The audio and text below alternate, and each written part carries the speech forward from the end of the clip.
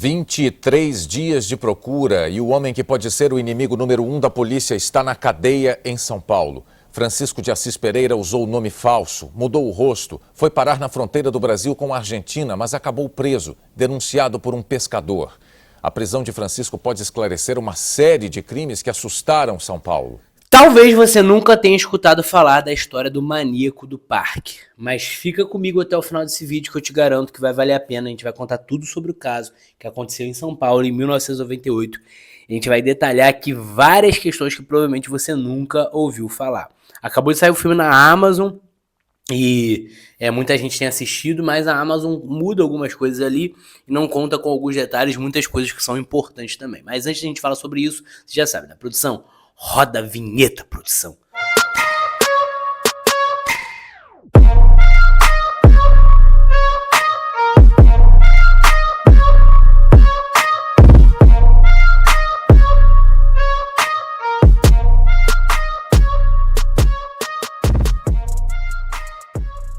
Fala, minha galera, essa é a história do professor Pedro Rissopo com mais um vídeo aqui no canal do YouTube pra vocês. E ó, antes de mais nada, antes de começar a falar sobre esse caso, desse serial killer, desse psicopata, eu peço que você se inscreva no canal, que você ative o sininho, que você curta esse vídeo para ajudar o nosso canal a crescer cada vez mais. Compartilha aí esse vídeo com o máximo de pessoas que você puder, tá?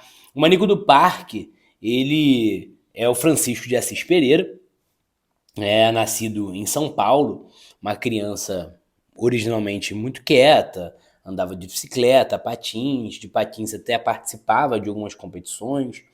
Ele costumava ali até usar algumas fantasias, algumas roupas ali quando patinava nas apresentações. Ganhou até alguns campeonatos, os pais colecionavam as medalhas dele em casa, mas a família dele se mudava constantemente, principalmente por conta do trabalho do pai. Ao longo da vida ele passou por vários locais. Quando era criança ele teve ali um acidente de patins, né, e acabou tendo que fazer uma cirurgia para retirar um graveto do tímpano dele, e muitos acharam até que isso pode ter afetado ele por muito tempo. E apesar de tudo isso, né, era um moleque com uma dificuldade de aprendizado muito grande, sofreu muito bullying na escola. E óbvio que nada que eu estou falando aqui tem o objetivo de justificar ou legitimar qualquer ação do Francisco de Assis Pereira. O objetivo não é esse. Tá? O termo maníaco do parque é um termo que inclusive foi criado pela mídia, mas não é um termo correto para se referir ao Francisco, né? O termo mais correto é um psicopata mesmo, psicopatia, que é diferente de um maníaco. E o Francisco de Assis Pereira, ele ficou muito conhecido justamente por conta do seu histórico, né? De sequestros, de morte, de estupros, de assassinatos que ele vai cometer. Na infância dele, ele teve alguns casos que foram casos que possivelmente marcaram ali a infância dele e posteriormente também a fase adulta, a fase adolescência. Segundo os relatos, ele foi molestado pela tia materna aos 7 anos de idade. Tá? Ele nega ela nega, no caso, desculpa, a tia nega que molestou ele. Os pais também, na época da denúncia, não acreditaram.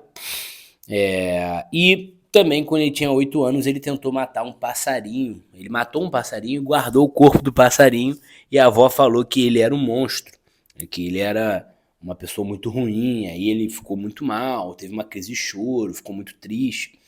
Ele morou com o avô por um tempo. O avô praticava rituais satânicos e ele passou a participar muitas das vezes desses rituais satânicos com o avô. Isso possivelmente possa ter impactado ali grande parte da vida dele. Inclusive, quando ele vai fazer a confissão, né, ele vai confessar, ele vai falar que ele ouvia vozes, que ele tinha um lado demoníaco, que a cada crime ficava mais forte essas vozes, mandando ele fazer coisas mais brutais e mais violentas. E ele passou a infância próximo a um matadouro, um abatedouro de gado. Né? O pai trabalhava nisso, ele ficava assistindo, tá? E ficava, obviamente, perturbado ao ver as mortes dos animais. E ele falava que sentia muita pena dos animais, mas que gostava de ver. E depois de um tempo ele começou, inclusive, a trabalhar com isso. O Francisco, Ele, inclusive, quando matava as vítimas, ele deixava grande parte dos corpos na posição dos animais abatidos nos abatedouros. Então pode ser que seja uma coincidência ou pode ser de fato algo intencional que ele fazia ou algo subconsciente que ele fazia ele quando matava as vítimas. Na vida profissional, o Francisco ele teve uma vida muito conturbada, ele largou os estudos, terminou ali com uma espécie de supletivo, né, concurso, serviu ao exército, como chegou a cabo ali, mas teve muitos problemas de disciplina, acabou saindo. Ele nunca ficou mais de 2 anos no emprego, tá? Ele foi, sempre passava de emprego por emprego. Em um desses empregos ele foi abusado, foi molestado por um dos seus superiores. Isso é uma coisa a se falar. Na vida amorosa, ele sempre os relatos da vida amorosa dele foram de um cara muito violento, tá? Um cara que usava muitas das vezes da violência física, e o relacionamento mais duradouro que ele teve foi com uma travesti chamada Tainá, que inclusive aparece no filme, tá? Ela vai relatar que ele era agressivo, ele utilizava muitas das vezes socos e tapas, e ele chegava muitas das vezes em casa irritado do trabalho e descontava, enfim. E uma coisa que ela vai relatar, que vai ajudar muito a distinguir quem era ele nas denúncias, é que ele tinha dificuldades fisiológicas para se relacionar sexualmente. Ele sentia dores nas relações sexuais. E por que eu falo que isso é importante ali para as denúncias? Porque vítimas que conseguiram sobreviver e fugir falavam que esse cara, quando ia ali abusá-las, ele também tinha sentia dores nas partes íntimas de fazer relações. E aí não se sabe se essas dores eram uma questão fisiológica natural, se essas dores elas eram questões ali pelos abusos que ele tinha sofrido, mas o fato é que quando ele ia abusar das vítimas, ele sentia algumas dores, e isso vai encaixar muito com os relatos das vítimas que conseguiram fugir e da Tainá, que é essa travesti que acabou auxiliando aí nas denúncias. A primeira ocorrência que vai ocorrer vai ser em São José do Rio Preto, tá? Vai ser em 1995, uma mulher de 19 anos vai acusar o Francisco de forçá-la a entrar numa construção, num prédio de construção, e ela acaba conseguindo escapar. Ele vai ser detido e depois vai ser liberado por falta de evidências. E aí começa toda essa questão dele perseguir vítimas e ir atrás das vítimas e matar as vítimas. O que vai acontecer? O modus operandi do Francisco, a forma como ele capturava as vítimas, era uma forma única. Ele ia nos metrôs em São Paulo, nos transportes públicos, e ficava analisando mulheres que pareciam estar cabisbaixas, pareciam estar mal, tristes, para baixo, e ele abordava essas mulheres. Dizia ele que era um caça-talento, ele era um caça-talento de empresas de cosméticos, tá? Ele dizia que ele era de empresa de cosmético, e ele acabava atraindo essas mulheres porque ele dizia que essas mulheres elas poderiam ser modelos, tá? E as mulheres iam, achando que conseguiriam ali algum dinheiro, iam com ele para fazer uma sessão de fotos, muitas enganadas, obviamente, né? Porque ele enganava todas nesse sentido. Elas iam com ele, ele pegava a moto, levava elas para o Parque de São Paulo, né? Para o Parque do Estado, e lá ele se transformava e começava a se utilizar de muita violência. Eu vou inclusive colocar agora o relato de uma das vítimas que conseguiu sobreviver ali e fugir para ver o que ele falava naquela época. Olha aí. Eu vou te dar 5 minutos. Aí então ele falou, não, 2 minutos. Eu vou dar 2 minutos para que você corra. Se você conseguir escapar da mata, você tá livre. Você pode ir embora, você vai sobreviver. Mas se você não conseguir, eu vou atrás de você, eu te mato e te como morta. Quem vê Francisco de Assis Pereira, de olhar calmo, voz baixa, pode até acreditar. Um discurso que parece até atuação. Também, o Francisco, quando foi preso, ele negava todas as mortes. Ele falava que ele não tinha matado ninguém, que o preso estava... A pessoa que de fato tinha matado estava solta por aí, que ele estava preso injustamente. Vou inclusive colocar um relato sobre isso aí agora. Olha aí. Francisco negou o envolvimento com as mortes. Sou inocente. Você conhecia alguma das meninas? Nunca. Você saiu com alguma delas, não? A única pessoa que eu saí, ela se chama Isadora Franklin. A única pessoa que eu declarei na polícia de São Paulo. Às 5h30 da manhã de hoje, o motoboy deixou a delegacia de Itaqui e, escoltado por policiais, foi até o aeroporto de Uruguaiana, que teve a segurança reforçada. Quando chega em fevereiro de 98, uma jovem chamada Isadora, que segundo ele, de todas as jovens que ele matou, essa é a única que ele dizia ter um relacionamento. Ele tinha um perfil específico, né? As jovens tinham ali até 24 anos, mais ou menos, eram bem jovens mesmo, bem vulneráveis, e era de todas as que ele matou, que ele diz ter matado, ele acabou confessando 11 mortes, mas só foram encontrados 7 corpos e 6 somente foram reconhecidos. Das 11 mortes que ele teve, ele disse que só uma ele se relacionou, que foi essa Isadora. Era uma mulher branca, loira, de classe média alta, que ele, segundo ele, ele teve um relacionamento com ela dizia querer ser comissário de bordo, enfim, e eles tinham ali um relacionamento mais a fundo, segundo ele relata. Vou colocar, inclusive, o relato dele falando sobre essa relação com ela. Em São Vicente, mas ela disse que era do litoral norte. No entanto, eu dei meu telefone, endereço, tudo meu dela, pra ela. Ela sabia mais da minha vida do que eu da vida dela. A Isadora, ela desaparece em fevereiro de 98 e 2 cheques foram datados ali com o nome dela. 2 cheques dela desaparecem e ele disse que usou esses cheques para pagar o capacete, que ele era motoboy. Aí ele vai dizer que tinha um relacionamento com ela e tudo mais. Depois descobrem que essa assinatura dela não era de fato dela, era uma assinatura falsa.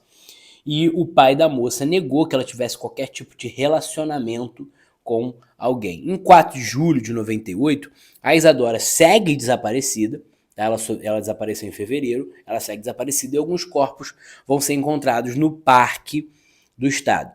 Só que o que começou a acontecer? Os detetives da região ali de São Paulo começaram a, em outras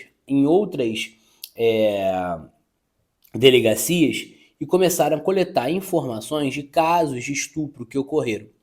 E aí eles foram em vítimas que tiveram tentativas de estupro e essas vítimas fizeram um retrato falado. Esse retrato falado vai dar exatamente numa pessoa muito semelhante ao Francisco, que é essa imagem que você está vendo aí, tá? Ele trabalhava como motoboy, e isso vai fazer com que esse retrato falado leve a polícia até a empresa de um motoboy que o Francisco trabalhava. Quando eles chegam lá, eles se deparam com uma carta, isso foi no dia 13 de julho, tá? Um dia depois do retrato, ele largou o emprego, deixa uma carta se despedindo, tá? Deixou um bilhete ali dizendo que era assim que tinha que ser e que tudo mais, e se despedindo, indo embora. E eles encontram o RG de uma das vítimas chamuscado numa privada. Ele provavelmente tentou queimar, jogar na privada e dar descarga. A privada ficou entupida e aí eles encontram ali o RG de uma das vítimas na privada e isso aproxima ainda mais ele como um dos culpados. Para piorar a situação dele, né, agravar ainda mais a situação dele, no dia 22 de julho, a irmã de uma das vítimas ela reconhece a voz de Francisco. De um programa de televisão de patinadores no Parque do Ibirapuera, colocam ela para ouvir e ela reconhece que aquela era a voz dele, né, a voz dele falando. E o Francisco, para onde ele foi nesse período? Né, que ele simplesmente sumiu, ele ficou 23 dias foragido. Ele fugiu para uma região chamada de Itaqui, que ficava no Rio Grande do Sul. Lá ele se transformou em Pedro, olha só, o mesmo nome que o meu, cara, que isso, que miséria. Ele vai colocar o nome dele de Pedro e ele vai ser acolhido por alguns pescadores do Rio Uruguai. 2 pescadores que vão ser motivados pela desconfiança da esposa de um deles vão checar os documentos e vão fazer uma denúncia anônima para a polícia. Tá? Ele vai ficar 23 dias foragido e no dia 4 de agosto de 1998 ele vai ser pego ali em Itaqui, vai ser preso e vai passar por 72 horas de interrogatório. Depois de 72 horas de interrogatório, negando o que ele tinha feito, ele vai confessar o crime e ele vai acabar tendo uma pena de 268 anos. Tá? É muita coisa, mas para muitas pessoas não é tanta coisa como ele merecia. Ele confessa ter matado as 11 mulheres e, na verdade, acharam 7 corpos, como eu falei, ele confessa ter matado 11 e ter sequestrado 23. Tá? Ele foi julgado pela morte das 7 que foram encontradas e todas morreram no mesmo local e geralmente na mesma posição. Inclusive, para encontrar muitos corpos, eles levaram o Francisco de Assis para o local para conseguir facilitar ali de encontrar os corpos. Tem até algumas imagens aí dele aparecendo, chegando para reconhecer o lugar ali. Ele teve algumas vítimas, como a Elisângela Rodrigues da Silva, que saiu de um shopping de Eldorado, de 21 anos, né? Saiu do shopping de Eldorado, nunca mais foi encontrada. A Raquel Mota Rodrigues, de 23, também saiu para fazer um ensaio fotográfico, nunca mais apareceu. A Selma Ferreira Queiroz, 18 anos, saiu de casa para resolver coisas burocráticas com relação ao trabalho e nunca mais voltou. A Patrícia Gonçalves Marinho, de 24 anos, saiu do trabalho e também nunca mais apareceu. E a Isadora Frankel, de 19 anos, saiu de casa dos avós acompanhada de um homem misterioso e nunca mais apareceu. Tá? Então, como eu falei, ele vai aparecer para as pessoas, para as meninas, né, para as jovens, com essa proposta ali de ter algo de trabalho para elas e acaba simplesmente desaparecendo com elas depois disso. Hoje em dia ele tem 57 anos, só que uma coisa que é curiosa e está sendo muito discutida e aí reativou muito esse caso é o seguinte: a legislação da época ela não permitia que uma pessoa ficasse mais de 30 anos em regime fechado. Então ele tem a saída prevista para 2028. E aí é óbvio que isso acabou reaquecendo o caso, né? Porque a galera, no geral, a população, a sociedade, quando descobre isso, acaba questionando o fato dele sair em 2028, depois de 30 anos. E o que vão fazer é um exame nele, psiquiátrico, e provavelmente ele vai ser encaminhado para um hospital psiquiátrico e ficar lá, preso nesse hospital psiquiátrico até o fim da vida. E uma coisa curiosa é que ele é um dos maiores casos de hibristofilia do mundo. O que é isso? Pessoas que acabam sentindo uma atração sexual ou até romântica por um criminoso. Só em 1998, o Francisco vai receber cerca de 1000 cartas, vou repetir, com declarações de amor, ali fazendo altas declarações para ele, de todo o amor e tudo mais, e tudo que sentiam por ele. Curtiu esse vídeo, galera? Deixa o like, se inscreve no canal, compartilha que você ajuda muito o SOS História a crescer cada vez mais. Se inscreve aí, ativa o sininho. Tamo junto, um abraço.